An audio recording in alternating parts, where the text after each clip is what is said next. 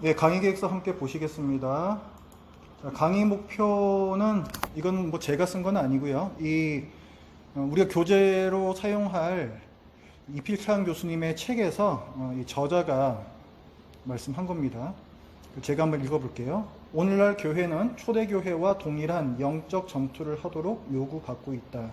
그러한 영적 전투의 방법을 가장 효과적으로 공급받을 수 있는 것이 바로 요한계시록이다. 여러분은 이 공부를 통해 하나님의 원대한 계획의 궁극적 성취와 그 성취의 배경에 있는 천상적 성전의 장엄한 환상, 그 성취로 말미암아 주어질 축복의 주인으로서의 교회의 현재와 미래, 여기와 저기에서의 모습을 보면서 이 세상을 이기는 강한 군사로 무장될 것이다. 요한계시록을 여러분들이 이제 공부를 하시면 한마디로 그 좀 눈이 열리게 됩니다. 그러니까 우리가 이 세상을 보는 눈이 좀 달라지게 되고요. 이 세상에서 우리가 전투하는 교회로서 어떻게 살아야 하는지를 요한계시록에서 배울 수 있고 또 많은 격려를 얻을 수 있습니다. 그게 우리가 요한계시록을 공부하면서 얻고자 하는 바입니다. 교재는 요한계시록 어떻게 읽을 것인가, 이필창 교수님이 쓰신 책인데 여러분들이 요즘 구입을 하셨으면 개정판으로 구입을 하셨을 거예요. 저는 그 전에 나왔던 구판을 가지고 이 강의를 하겠습니다. 조금 내용이 더 보강되었다라고 하고, 그리고 목차가 좀 바뀐 걸로 알고 있어요. 제가 여기서 강의를 하고 여러분들에게 숙제를 드립니다. 여기 밑에 보면은 필수가 있고 옵션이 있어요. 필수는 여러분들이 반드시 하셔야 되는 거고, 옵션은 하시면은 더 좋다 하는 겁니다. 물론 제가 뭐 과제물 체크를 하지는 않을 거예요. 하지만 여러분 자신을 위해서 이 과제를 꼭 해주시면 좋겠습니다. 여러분들 꼭 하셔야 할 필수 과제는 그 주 배우는 범위가 있잖아요. 그 범위에 해당되는 성경 본문을 읽으시는 거예요. 복습입니다. 그리고 일종의 복습. 우리가 이 강의를 통해서 제가 여러 가지를 많이 설명을 해드릴 텐데, 여러분이 강의가 끝나고 나서 그 본문을 읽으시면 그 본문이 좀 새롭게 좀 다가오실 거예요. 이제 그것이 어떤 것을 의미하는지 아시기 때문에 좀 새롭게 다가올 거예요. 그래서 성경 본문을 꼭 읽으시기 바랍니다. 그리고 시간이 좀 더 있으신 분, 시간을 좀 더 내시겠다 하시는 분께서는 배운 범위에 대해서 그 교재를 찾으셔서 그 교재를 한번 읽어보세요.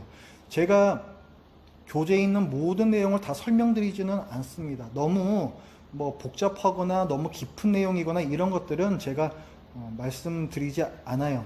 그러니까 그런 것들을 읽어보셔도 도움이 될 거고, 그게 아니더라도 오늘 배운 내용을 책을 통해서 읽으면은 또 이 기억에 더 많이 남으실 거예요. 이 필수 과제 그리고 옵션 여러분들 최대한 시간을 내셔서 해 주셨으면 좋겠습니다. 총 8번 강의가 있을 텐데 2번 결석하면은 수료가 불가하다. 그러니까 2번을 못 들었다 하면은 이 강의는 나중에 다시 들으시는 게 좋아요. 그러니까 8번 중에서 2번을 못 들었으면은 참 많은 내용을 못 들으신 겁니다. 그러니까 최대한 다 들으실 수 있도록 그렇게 노력을 해 주셨으면 좋겠습니다. 자, 진도표인데요. 오늘 지금 오리엔테이션을 해드리고 있고, 오늘 1장과 2장, 제가 갖고 있는 책 기준으로 1장과 2장 내용을 보겠습니다. 우리가 7주차까지 이 책을 끝내고요. 만약에 여기 있는 계획표대로 순조롭게 진행이 되면 마지막 주차에는 8주차에는 신천지가 이 요한계시록을 어떻게 이상하게 해석을 하는지 거기에 대해서 제가 좀 짚어드릴 거예요. 아마 여기 이 전까지 여러분들이 공부를 하시면 이 신천지의 해석을 딱 봤을 때 이건 정말 말도 안 된다 하는 걸 금세 아실 수가 있을 거예요.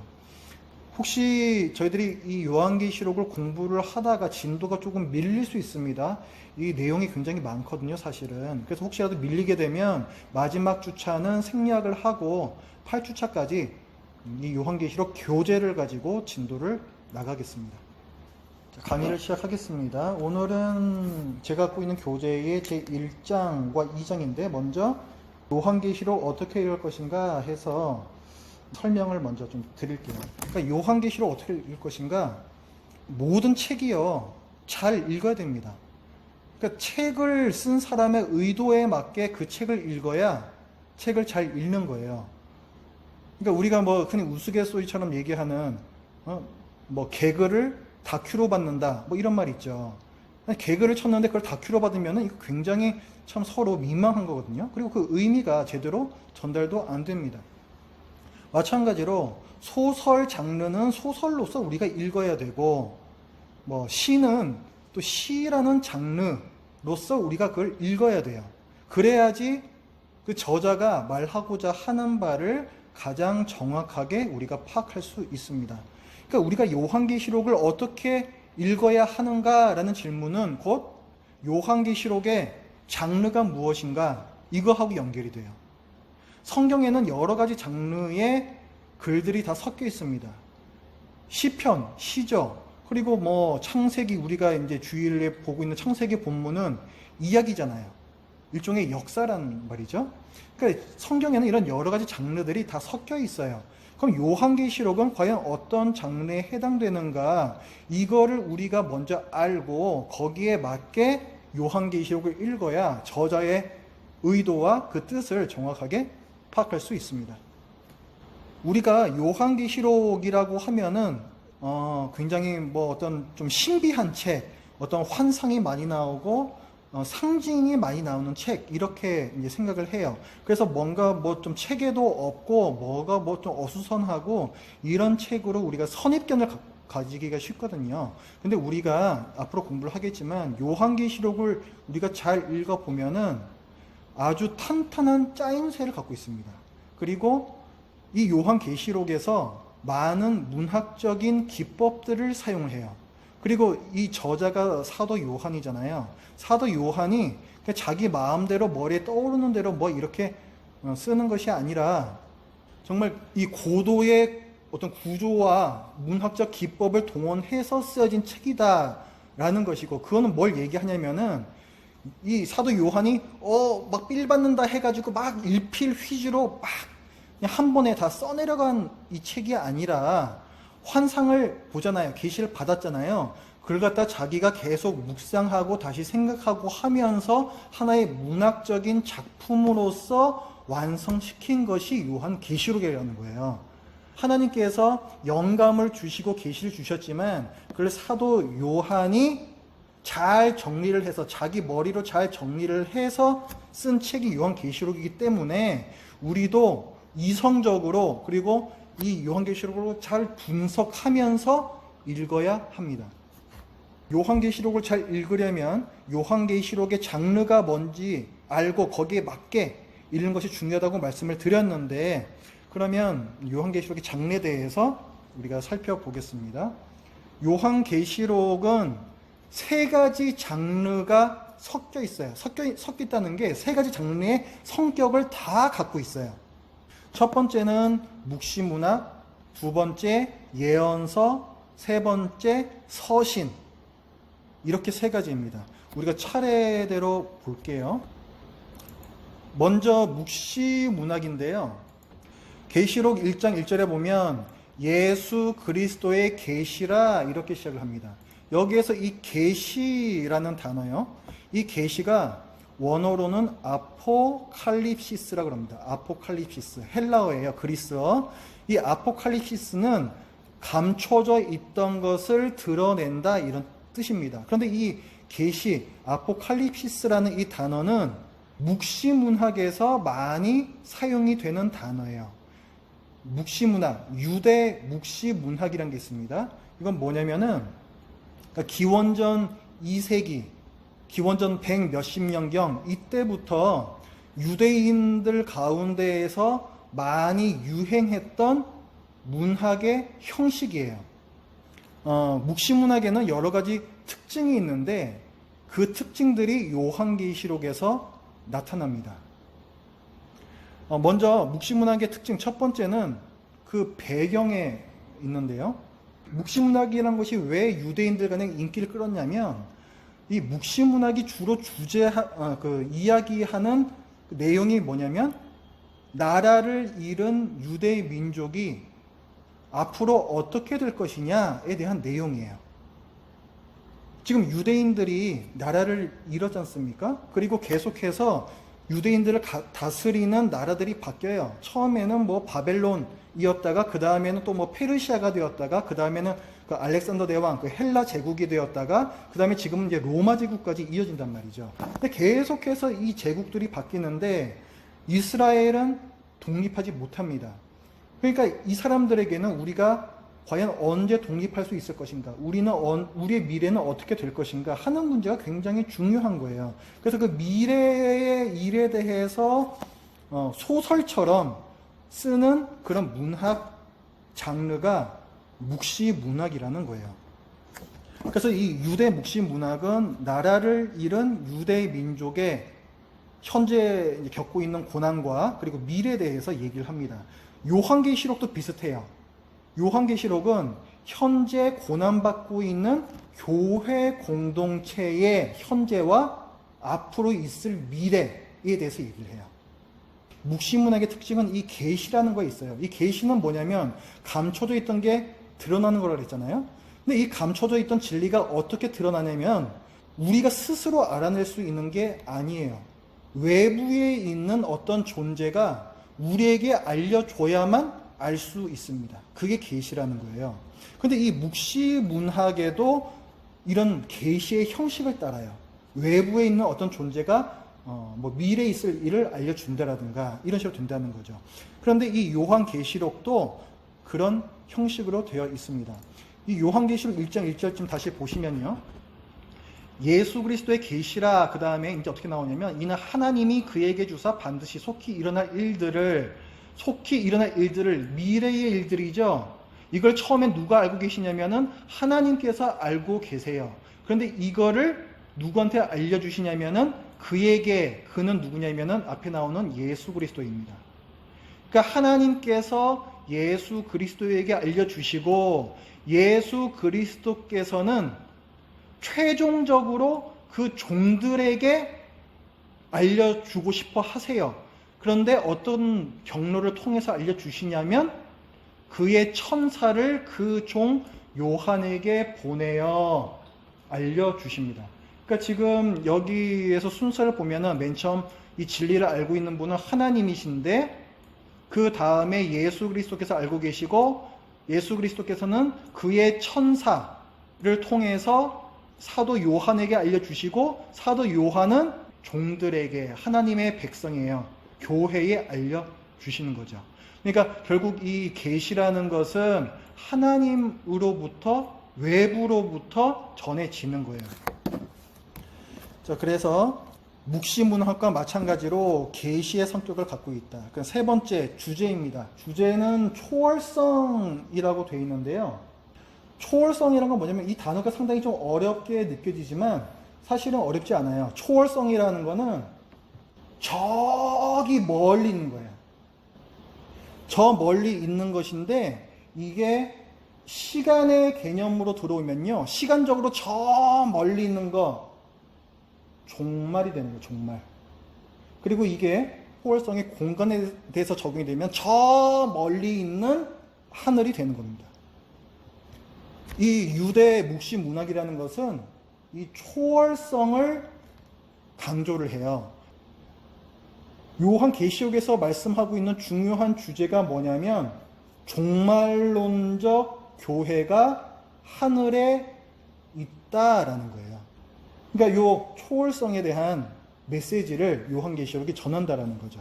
그런 면에서 묵시 문학의 또 성격을 갖고 있습니다. 자, 그다음에 묵시 문학의 이제 네 번째 성격인데요. 자, 묵시 문학은 이 초월성을 표현하기 위해서 이게 지금 저 멀리 있는 거잖아요. 저 멀리 있는 거기 때문에 우리가 알고 있는 어떤 사물, 물건 이런 것들을 가지고는 우리가 잘 표현할 수가 없어요. 그렇기 때문에 우리가 뭔가 신비한 개념을 만들어내야 됩니다. 그게 환상이고 그게 상징이에요. 그래서 묵시문학에서는 환상을 많이 쓰고 상징 언어를 많이 사용해요. 요한계시록에 환상과 상징 언어가 많이 나오는 이유가 여기 있습니다. 이 초월성 때문이라는 거죠. 초월성. 상징 언어를 쓰고 환상을 사람들에게 보여주는 것은 굉장히 중요한 의미를 갖습니다. 요한계시록에 수많은 이제 그 상징과 환상들이 나오거든요. 그 환상들은 이 땅에 있는 것이 아니라 저 하늘에 있는 것을 가리킬 때도 있고, 또 때로는 이 땅에 있는 것인데 그것을 다른 상징으로 어떤 이미지로서 이렇게 표현할 때가 있어요. 근데 왜 있는 것을 있는 그대로 말하지 않고 또는 없는 것을 또 어떤 상징으로 또 표현하기도 하고, 왜 그렇게 하냐면 우리가 볼 수 없는 실체를 표현하기 위해서 그렇습니다. 우리가 볼 수 없는 실체.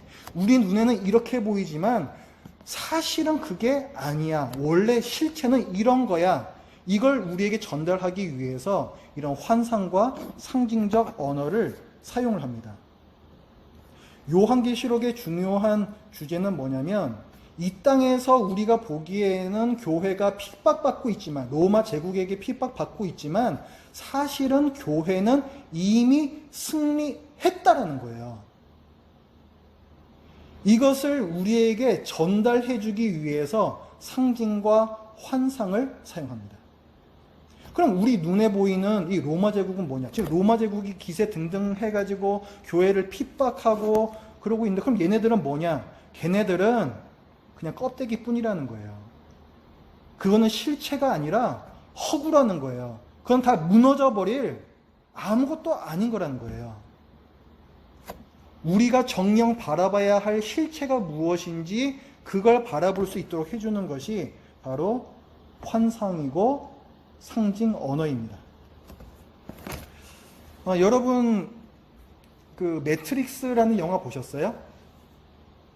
매트릭스 영화를 보면은 그 사람들이 뭐 우리처럼 일상생활을 하고 있는 것처럼 보이죠. 그렇게 스스로 생각을 하죠. 근데 사실은 그게 아니죠. 어느 캡슐 같은 데에서 다 이렇게 길러지고 있고, 그 뇌에다가 무슨 침을 갖다 꽂아가지고 전기적인 자극을 주면서 그 가상 세계에서 살게끔 해요. 근데 그 사람들은 그게 현실 세계라고 생각을 합니다. 그런데 그 네오라고 하는 그 주인공이 무슨 알약을 하나 이제 먹죠. 그 알약을 먹으면서 그 환상에서 깨어나요. 깨어나 보니까 자기 캡슐 안에 있고 실제 세계가 내가 생각했던 그 세계가 아니구나, 이것을 알게 됩니다. 그리고 이 네오가 그 다음부터 뭘 해요? 그 다음부터 이제 전사가 되죠. 이런 이상한 시스템을 만들어 놓은 그 체제와 싸움을 시작해요. 그게 이제 매트릭스라는 이제 영화죠. 이 요한계시록도 마찬가지입니다. 우리가 볼 때는 로마 제국의 교회를 계속 핍박하고 있고 이제 교회가 다 망해버릴 것 같지만, 그러나 그게 실체가 아니라는 거예요. 천상에서는 이미 승리한 교회가 예수 그리스도의 보좌를 중심으로 온 우주가 하나님을 찬송하고 있고, 그렇게 승리한 교회가 이 땅에 이루어지는 것이 실체라는 거예요. 그러니 로마 제국이라는 허구에 속아서 그들이 얘기하는 어떤 시스템 안에 순응하면서 사는 일을 거부해라. 이것이 요한계시록의 메시지입니다. 요한계시록을 읽을 때 하나 우리가 주의할 부분입니다. 여기 그 요한계시록에는 상징이 많이 나온다고 그랬잖아요. 환상도 많이 나오고. 그러니까 여러분들 그걸 보실 때에 그걸 갖다가 상징은 상징으로서 보셔야지, 문자 그대로 실제로 이렇다라고 보시면 안 됩니다. 예를 들어서 뭐 그 계시록 1장 이제 9절부터 뭐 이렇게 그 예수님에 대해서 이제 설명을 하는데, 거기를 보면 예수님의 모습이 뭐 그의 머리와 털의 희기가 흰 양털 같고 눈 같으며 그의 눈은 불꽃 같고 뭐 그의 발은 풀무불에 달리나 빛난 주석 같고 뭐 그의 오른손에는 7뼈리 있고 그의 입에서 저의 날성검이 나오고 뭐 이렇게 예수님의 모습을 표현한단 말이에요. 그래서 지금 하늘에 계신 예수님은 이렇게 생기셨구나, 이렇게 생각하면 안 된다는 거예요. 그게 아니고 이건 상징이에요. 상징. 이렇게 표현하는 이 상징을 통해서 뭔가 전달하고자 하는 바가 있는 거예요. 뭘 전달하고자 하는 거냐? 그건 앞뒤 문맥, 이런 걸 통해서 우리가 알 수가 있습니다. 그러니까 이걸 문자 그대로 여러분들이 받으시면 안 돼요. 이건 뭔가 의미를 갖고 있는 상징이다. 이렇게 아셔야 됩니다. 자, 그 다음 지금까지 요한계시록은 묵시문학의 장르에 속한다 말씀드렸고, 두 번째 장르 이제 예언서로서의 요한계시록 말씀드리겠습니다. 자, 계시록 1장 3절 말씀을 보면 이 예언의 말씀을 읽는 자와 듣는 자와 그 가운데 기록한 것을 지키는 자는 복이 있나니 이렇게입니다. 자, 이 요한계시록을 이 예언의 말씀 이렇게 표현을 하죠. 그러니까 요한계시록은 예언이에요. 구약 성경에도 예언서들이 많이 있죠. 예언서, 선지자들이 얘기한 게 다 예언서들이거든요.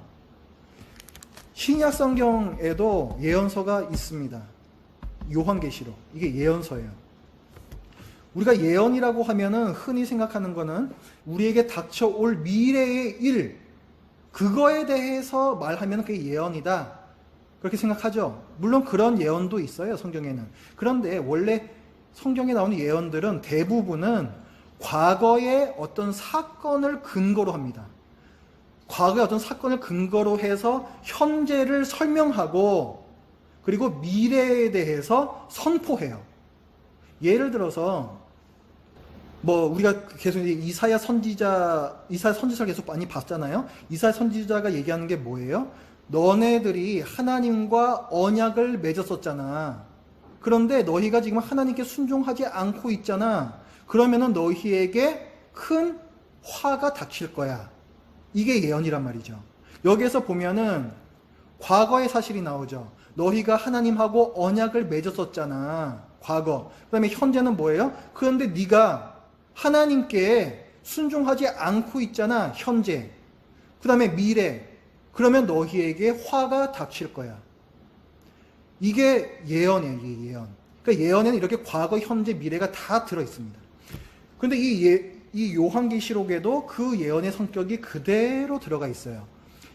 이 요한계시록에서의 과거의 사건은 뭐냐면, 그러니까 예언의 그 기반이 되는 사건이에요. 예언의 기반이 되는 과거의 사건. 요한계시록에서는 그리스도의 십자가 죽으심과 부활과 승천입니다. 이거를 근거로 해서 현재를 우리가 어떻게 바라봐야 하느냐가 나오는 거고, 현재의 사건들을 설명하는 것이고, 미래에는 어떤 일이 있을 것인지, 이 예수 그리스도의 사역 때문에 미래에는 어떤 일이 있을 것인지 그걸 선포하는 거, 그게 예언이에요. 그래서 요한계시록은 예언서입니다. 요한계시록은요, 이 사도 요한이 많은 상징들과 환상을 사용을 할 때에 그게 다 지금 자기가 새로 하나님으로부터 받은 새로운 어떤 그 이미지들 별로 없습니다. 대부분은 구약 성경에 다 나오는 것들이에요. 에스겔서, 다니엘서, 스가랴서, 특히 이 세 개의 선지서에서 많은 이미지들과 환상을 끌어다가 요한계시록에서 그대로 사용을 하고 있어요. 또 그대로 사용할 뿐만 아니라 그 이미지를 더욱더 발전을 시킵니다. 하나님께서 우리에게 주시는 계시라는 것은 구약 시대로부터 신약 시대로 흘러가면서 점점 그 계시가 명확해지고 더 풍성해져요. 계시의 점진성이라고 합니다. 이 계시의 점진성이 상징과 환상의 부분에 있어서도 적용이 된다는 거예요. 그러니까 구약 성경에 나오는 많은 상징과 환상들을 가져오지만 그대로 그것을 쓰는 것이 아니라 그것을 더욱 발전시켜서 예수 그리스도의 사역과 연결시켜서 사용을 해요. 그렇기 때문에 우리가 요한계시록을 잘 이해를 하기 위해선 구약 성경을 연구해야 됩니다. 나중에 신천지에 대해서 얘기할 일이 아마도 얘기할 것 같은데, 그들의 가장 큰 문제점은 뭐냐면 바로 이 부분이에요. 구약에서 말씀하고 있는 상징과 환상을 무시한다라는 거죠. 자, 그 다음 요한이 에스겔, 스가랴, 다니엘 이런 데에서 많은 이미지를 끌어오고 있다 그랬잖아요. 그리고 어떤 예언의 형식을 구약에서 사용하듯이 과거, 현재, 미래 그 형식 그대로 갖고 왔다 그랬잖아요. 이건 뭘 뜻하는 거냐면 사도 요한도요, 선지자라는 거예요. 왜 그게 중요할까요? 이 요한계시록이 말씀으로서의 권위를 갖기 위해서는 그게 반드시 필요해요. 사도 요한은 자기 스스로 선지자라는 의식을 갖고 있습니다. 그래서 요한계시록을 기록을 할 때에도 구약의 선지서 그 형식에 맞도록 예언을 하고 또 구약의 많은 부분들을 끌어다 사용을 해요. 자, 그 다음 세 번째 이제 장르입니다. 요한계시록의 세 번째 장르, 서신. 계시록 1장 4절 말씀. 요한은 아시아에 있는 7 교회에 편지하노니 이렇게 얘기합니다. 편지한다. 그러니까 요한계시록은 편지예요.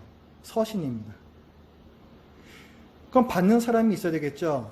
받는 사람 11절에 나와요. 이르되 네가 보는 것을 두루마리에 써서 그 다음에 어디 7 교회에 보내라 이렇게 얘기합니다. 수신자는 7 교회들이에요. 근데 이 7 교회가 정확한 지역명이 나와 있죠. 구체적인 그러니까 이 땅에 존재하는 지역교회예요. 그러니까 이 편지의 수신자는 1차적으로 사도 요한 당시에 실제로 존재했던 7 지역교회들이고, 그러나 한 가지 우리가 더 기억해야 될 건 뭐냐면 이 수신자가 모든 시대, 모든 교회도 포함한다는 거예요. 7 교회라 그랬죠. 성경에서 7이라는 숫자는 완전수라고 부릅니다. 7 교회로 한 의도가 있는 거예요. 그러니까 여기 나오는 이 요한계시록의 이 말씀은 그 당시의 7 교회뿐만이 아니라 모든 시대의 모든 지역 교회들이 다 읽어야 할 편지입니다. 여러분도 편지 써 보셨죠? 편지를 그냥 아무 이유 없이 쓰는 경우는 없어요. 내가 뭔가 전달할 내용이 있을 때, 뭔가 어떤 목적이 있을 때 편지를 씁니다. 그러면 이 요한계시록에도 이 편지를 쓴 목적이 있겠죠. 수신자가 아까 이 땅 위에 있는 7 지역 교회라 그랬잖아요. 구체적으로. 그러면 이 교회들의 편지를 보낼 때에는 이 7 교회에 뭔가 할 말이 있는 거예요. 당시의 7 교회에는 교회마다 저마다의 문제들이 있었습니다. 그리고 사도 요한은 이 문제에 대처하기 위해서 이 편지를 보내요. 그럼 그 교회들이 갖고 있었던 문제는 뭔가?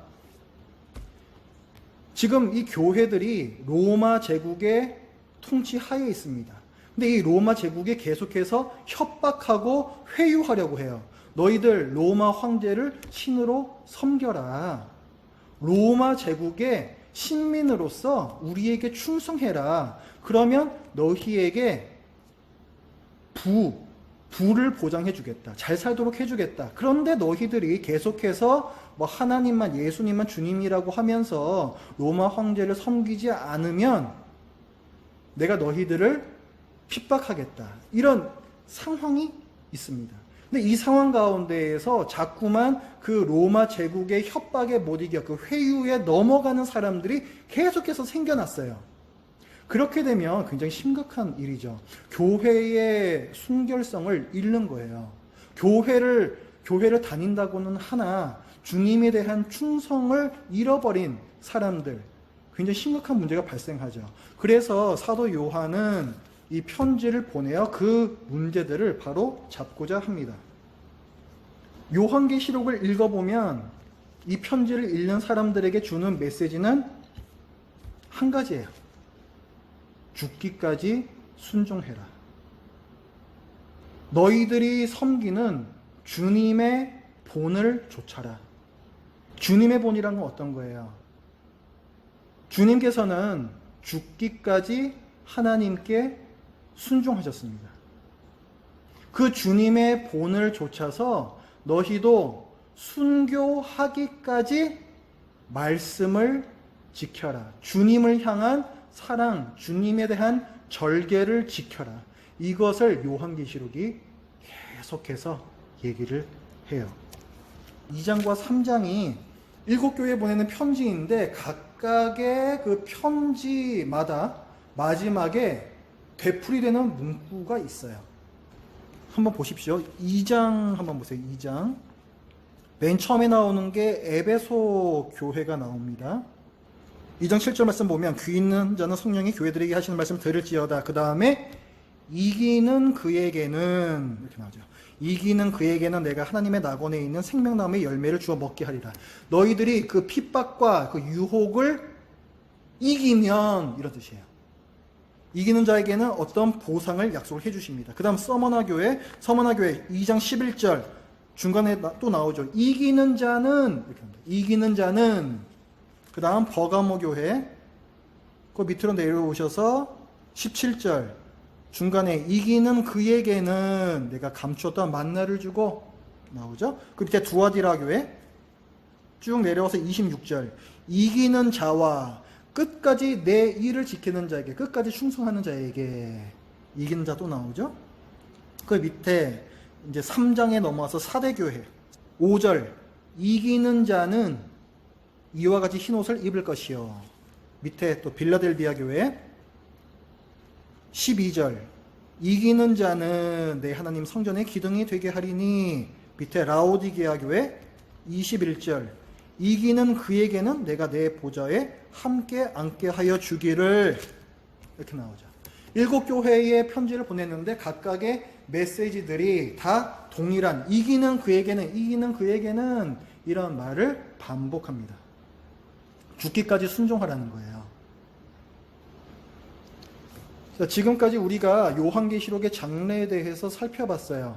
첫 번째 장르 묵시문학이었습니다. 두 번째 장르 예언서였고 세 번째 장르 서신, 편지였어요. 왜 이렇게 세 가지 장르를 함께 사용하는가? 사도 요한이 자기가 말하고자 하는 바를 효과적으로 전달하기 위해서 그렇습니다. 사도 요한은 이 묵시문학의 장르를 사용해요. 묵시문학이 뭐 하는 거라 그랬어요? 지금 우리 눈에 보이는 게 실체가 아니야. 너희가 정말 봐야 할 실체를 알려줄게. 이게 묵시문학이라 그랬죠. 그러니까 이 요한계시록도 너희들이 지금 로마 제국에서 핍박을 받고 있지만 그게 실체가 아니야. 너희가 바라봐야 될 것은 바로 저 하늘에 있는 이미 승리한 교회야. 이걸 알려주기 위해서 묵시문학의 장르를 사용하고, 두 번째 예언서의 장르를 쓰죠. 예언서는 과거, 현재, 미래의 요소를 사용을 한다 그랬어요. 예수 그리스도께서 이루신 일의 그 기반 위에서 너희들이 겪고 있는 현재의 고난을 해석하라는 거예요. 그리고 이 고난을 이겼을 때 이기는 자에게는 어떤 보상이 주어지는지 그것을 얘기를 해줍니다. 그래서 예언서 형식을 사용을 해요. 세 번째, 서신서의 형식. 편지는 구체적인 대상이 있고 또 구체적인 어떤 그 상황에 대한 얘기들이 있어요. 그러니까 이 요한계시록은 그 당시에 실제로 존재했던 7교회의 특별한 그 문제 상황을 다루고 있습니다. 그리고 그 상황 하에서 어떻게 해야 되는지 구체적인 해결책을 내주고 있죠. 그렇기 때문에 서신서의 형식을 갖고 있어요. 저자는 자기의 의도를 충분히 전달하기 위해서 이 세 가지 형식을 사용합니다. 그러면 요한계시록은 뭐 당시에 있었던 7교회들만 읽으면 되는 편지냐? 제가 아까 아니라 그랬죠? 7교회, 7이라는 그 숫자의 의미가 있다 말씀을 드렸었죠. 모든 시대의 모든 교회가 다 이 요한계시록 당시에 7교회가 겪었던 것과 다 비슷한 문제들을 겪고 있습니다. 그렇기 때문에 요한계시록에서 권면하는 바는 바로 이 시대의 우리에게도 동일하게 해당이 되는 말씀이에요. 모든 시대의 모든 교회가 다 비슷한 문제들을 겪습니다. 뭐 사실 이게 뭐 요한계시록만 그런 건 아니에요. 우리가 뭐 창세기, 지금 우리가 뭐 가정 예배 드리고 주일 말씀 나누잖아요. 창세기가 단순히 예를 들어서 뭐 요셉 당시, 요셉 그 시대에만 어떤 해당이 되는 그 시대에만 적용할 수 있는 말씀이라고 한다면 우리가 그 말씀을 지금 읽을 필요가 있을까요? 없습니다. 근데 우리가 이 성경 전체를 계속해서 우리가 계속 읽고 공부하는 이유는 이 말씀이 여전히 우리에게도 의미가 있기 때문에 그런 거예요. 요한계시록도 마찬가지입니다. 이 요한계시록은 오늘날 교회에게도 아주 중요한 메시지를 던져주고 있어요. 제2장 봅니다. 1장 9절부터 2장 3장까지 오늘 이제 볼 거예요. 아까 우리가 공부할 때 요한계시록이 서신서다, 편지다 그랬죠. 근데 이 편지가 누구한테 보내는 거였다? 7 교회들에 보내는 거였다라고 했어요. 그래서 이 7 교회들의 이 보낸 이 메시지에 대해서 지금부터 공부를 하겠습니다. 2장과 3장을 보면 여기에 7개 교회가 나와요. 그래서 7 교회에 보낸 편지라고 하니까 예수님께서 사도 요한을 통해서 교회들에 보내라 했던 편지의 내용은 2장과 3장에 다 나온다. 2장과 3장이 다다. 이렇게 생각하기가 쉽죠. 에베소 교회에 보내는 말씀, 버가모 교회에 보내는 말씀 이렇게 표제까지 나와 있으니까. 그런데 그게 아니라 전체입니다. 요한계시록 전체. 요한계시록 전체가 7 교회에 보내라 하신 말씀이에요. 그게 아까 여기 1장 11절에 나오는 거예요. 네가 보는 것을 두루마리에 써서 어디 보내라 이렇게 나오잖아요. 그래서 요한이 보는 게 1장부터 마지막 22장까지 다거든요. 그러니까 이 전체가 7 교회에 보내는 편지입니다. 그거 여러분 기억하십시오. 자, 그러면은 아까 우리가 1장 11절 말씀 봤잖아요. 네가 보는 것을 두루마리에 써서 어디에 보내라. 이 명령에 따라서 사도 요한이 7 편지를 보내잖아요. 그럼 이 명령하신 분은 누구일까요? 우리 성경을 보면은 친절하게도 1장 11절을 빨간 글씨로 써놨습니다. 우리 성경에서 빨간 글씨는 누가 말씀한 걸까요? 예수님께서 말씀하신 걸 빨간색으로 이렇게 표시해놨습니다. 그러니까 지금 이 11절에서 명령하시는 분은 예수 그리스도세요. 이게 빨간색이기 때문에 그런 게 아니라 문맥을 보면은 예수님께서 말씀하신 거기 때문에 빨간색으로 표시를 한 거예요. 그렇죠? 예수님께서 말씀을 하신 거예요. 그러니까 지금 이제 1장 9절부터 3장 마지막까지는 예수 그리스도께서 7 교회에 보내시는 편지입니다. 그러면 이 편지를 쓰라고 하신 예수 그리스도는 도대체 누구신가? 그게 굉장히 중요하겠죠.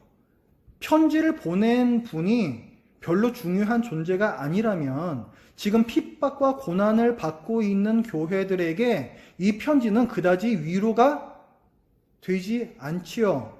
그렇기 때문에 이 편지를 보내신 분이 누구인지를 잘 설명하는 것이 이 편지에서 아주 중요합니다. 그래서 그 설명이 1장 9절부터 나오는 거예요. 자, 이제 예수 그리스도는 누구신가가 이제 나오는데, 자, 이제 성경을 이제 저희가 비교하면서 이제 볼 건데요. 요한계시록 1장 13절. 자, 보시면, 인자 같은 이가 나옵니다. 인자 같은 이. 인자 같은 이라는 표현은 굉장히 유명하고 중요한 표현이에요. 여러분이 이제 이거 외우셨으면 좋겠어요. 인자 같은 이라는 말이 나오면 무조건 다니엘 7장을 기억을 하십시오. 13절. 인자 같은 이 하면은 어디를 기억하라고요? 다니엘서 7장 13절. 자, 여러분 한번 보세요. 계시록 1장 13절에는 촛대 사이에 인자 같은 이가 나옵니다. 근데 이 인자 같은 이라는 표현을 사도 요한이 어디서 갖고 온 거냐면 다니엘 7장 13절에 인자 같은 이 여기서 갖고 온 거예요.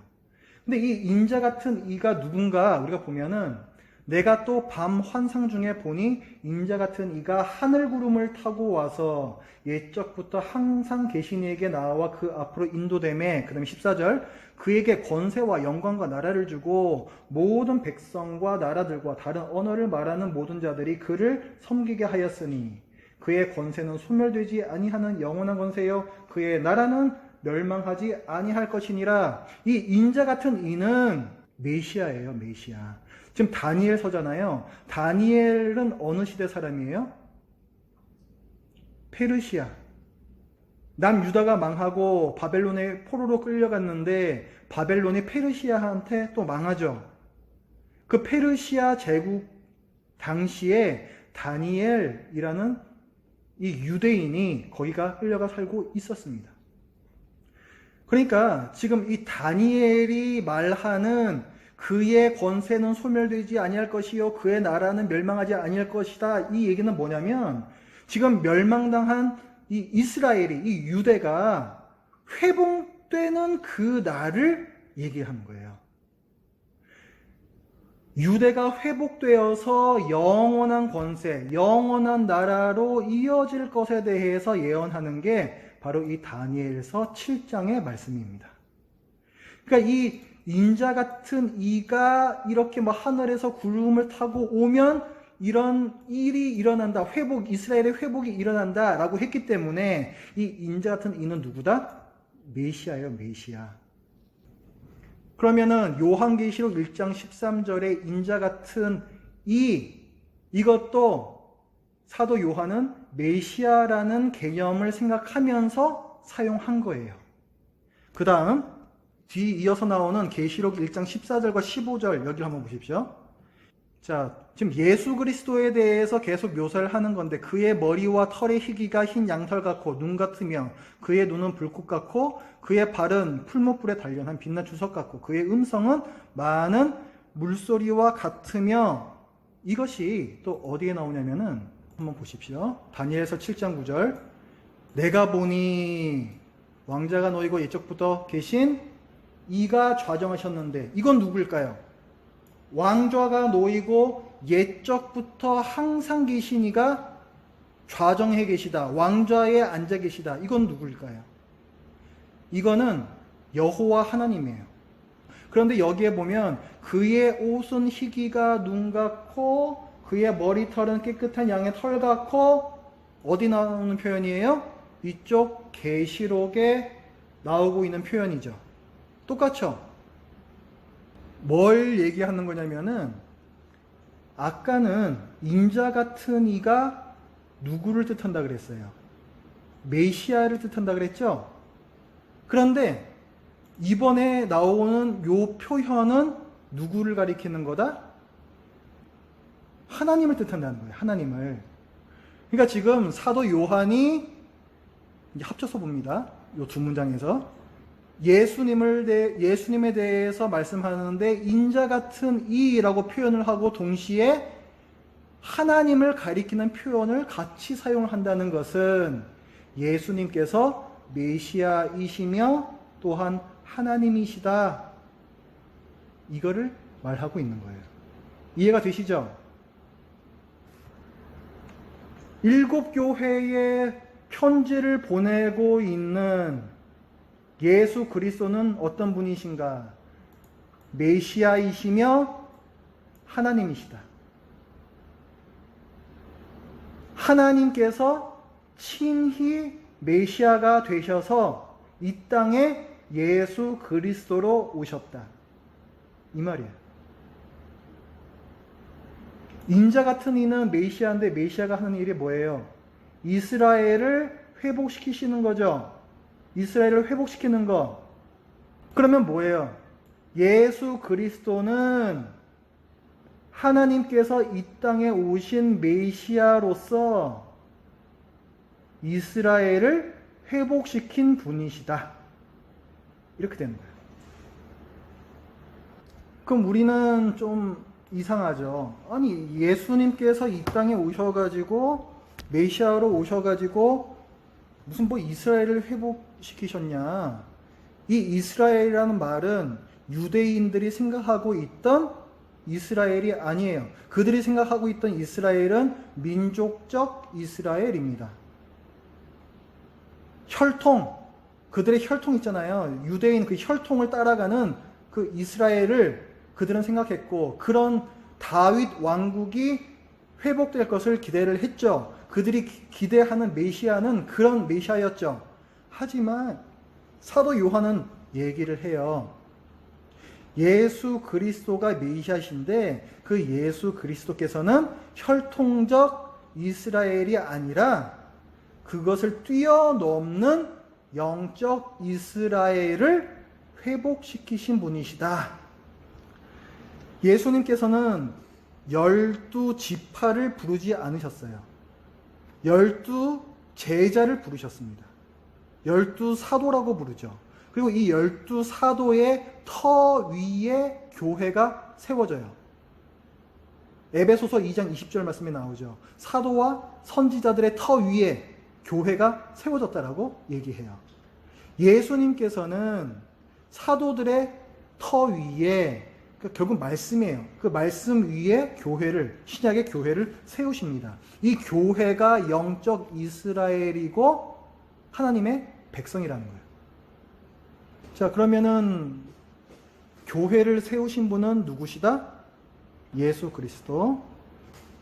그러면은 지금 요한계시록에서 말씀하고 있는 바는 뭐예요? 7교회에 편지를 보내라 하고 예수 그리스도께서 말씀하셨는데, 그 예수 그리스도께서는 교회를 세우신 분이시며 지금도 교회를 보살피고 계시다. 이거를 얘기를 하는 거예요. 1장 12절부터 몸을 돌이켜 나에게 말한 음성을 알아보려고 돌이킬 때에 7 금촛대를 보았는데 촛대 사이에 인자 같은 이가 발에 끌리는 옷을 입고 가슴에 금띠를 띠고, 아까 우리가 봤던 그 부분이죠. 머리와 털의 희가 흰 양털 같고, 이게 누구라 그랬죠? 예수 그리스도라 그랬죠? 예수 그리스도가 13절에 보면은 어디에 계세요? 12절에 보면은 12절부터 이어지는 부분, 7 금촛대를 보았는데 촛대 사이에 인자 같은 이 예수 그리스도께서 계시죠. 그러니까 예수님께서 어디를 지금 거니시고 계시는 거예요?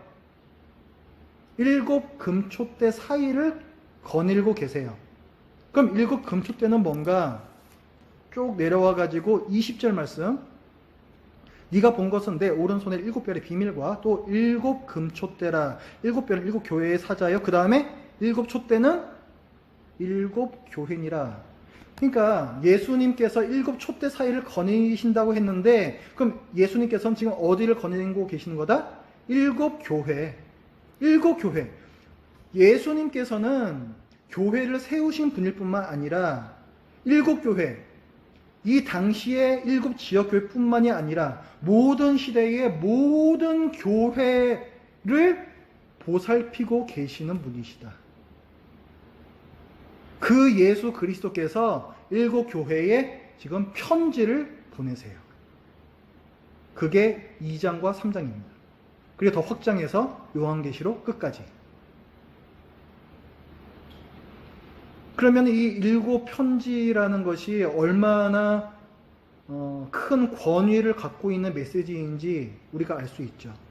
교회를 세우신 분이실 뿐만 아니라 교회를 돌보시는 바로 그 예수님께서 보내신 편지라는 거예요.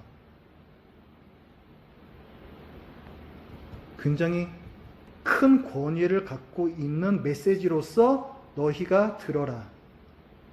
그게 1장 9절부터 20절까지 이 말씀의 역할입니다.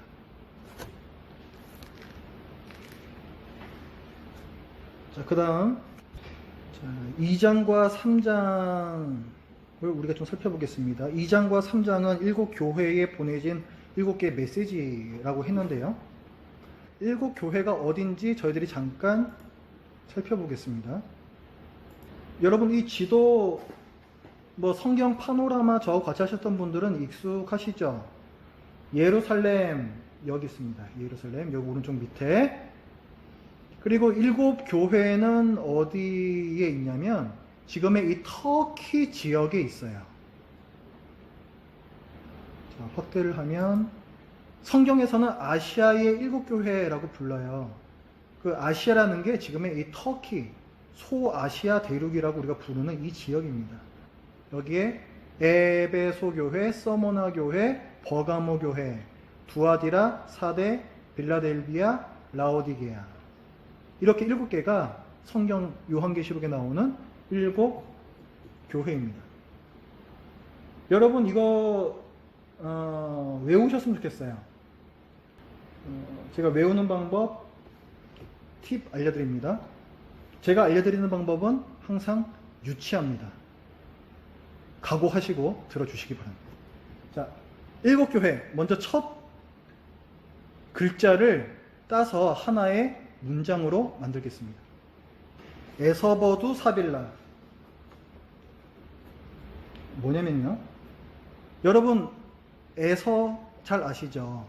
에서와 야곱 할 때 에서가 버드나무 위에서 살았습니다. 그러다가 샀어요. 빌라를 샀습니다. 에서가 버드나무에서 살다가 사자 빌라.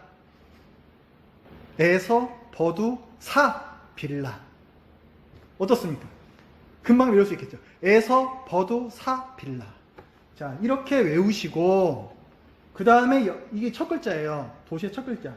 그래서 에베소 교회, 서머나 교회, 버가모 교회, 두아디라 교회, 사대 교회, 필라델피아 아시죠? 빌라델비아입니다. 성경에서는. 그 다음에 라오디게아 교회. 이렇게 해서 7개예요. 그래서 에서, 버두, 사빌라 먼저 외우시고 그 다음에 에베소, 서머나, 버가모 이런 식으로 풀네임으로 외웁니다. 교재 있으시죠? 그 교재의 그 내용을 쭉 보시면요, 7교회에 보낸 그 편지를 요약해 놓은 게 있어요. 이런 식으로 그 표로 만들어 놓은 페이지가 있습니다. 여기를 보시면은 각 교회에 예수님께서 어떤 책망을 하셨고 어떤 칭찬을 해주셨는지가 나와 있어요. 그래서 여기를 보면은 자, 이렇게 비어있는 데가 있습니다. 여기에 보면은 여기 빌라델비아 교회가 칭찬만 받았고 라오디게아 교회는 책망만 받았어요. 요것도 상식적으로 알고 계십시오. 그래서 저기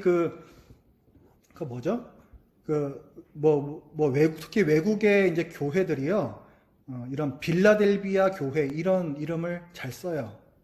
칭찬만 받았거든요. 그런 좋은 교회가 우린 다 되고 싶잖아요. 그 다음 내용 계속 보겠습니다. 자, 7 메시지의 특징. 자, 아까 요한계시록은 예언서라고 말씀드렸죠. 예언서이기 때문에 구약시대 선지서들의 형식을 따라가요. 7 메시지도 마찬가지입니다. 자, 구약 선지자에는 이제 어떤 말들이 많이 나오냐면은, 예를 들어서 아모스 5장 4절 같은 데서 보면은 여호와께서 이스라엘 족속에게 이와 같이 말씀하시기를 어쩌고저쩌고저쩌고 이렇게 말씀을 합니다. 이런 형식이 되게 많이 나와요. 여호와께서 말씀하시기를, 이게 첫 번째고, 두 번째 누구에게 말씀하시기를, 이게 두 번째예요. 그러니까 누가 말씀하신다, 여호와께서 말씀하신다, 그리고 누구에게 말씀하신다. 이 두 가지 요소가 예언서에 흔히 나오는 형식입니다. 그런데 이 형식이 요한계시록에도 그대로 나온다는 거예요. 7 메시지들을 보시면은 각 메시지의 첫 부분에 다 그런 식으로 나와요. 예를 들어서 2장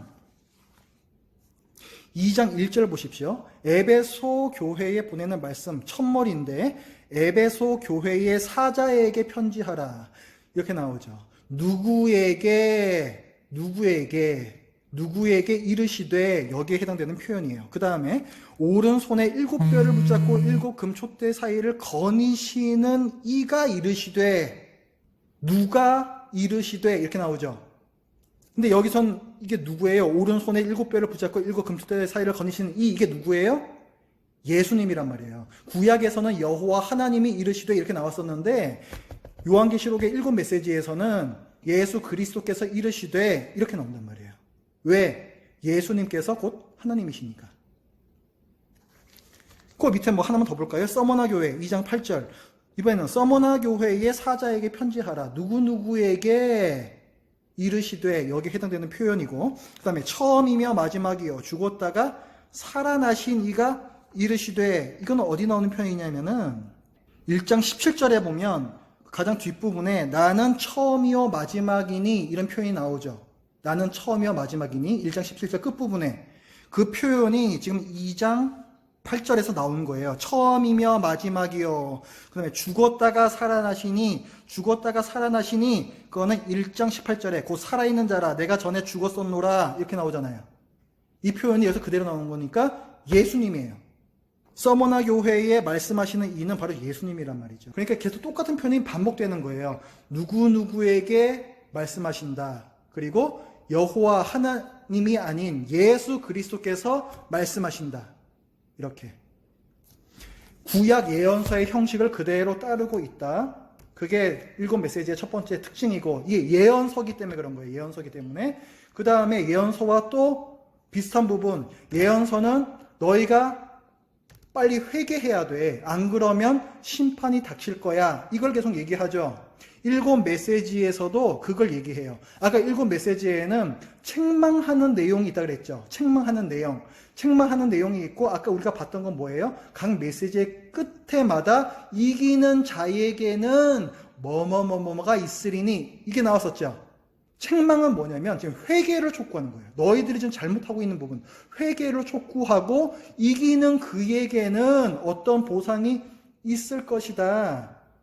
예언서와 동일한 형식이 7 메시지에 나옵니다. 그 다음에 세 번째, 예언서와 또 비슷한 부분, 종말론적 약속이라는 거예요.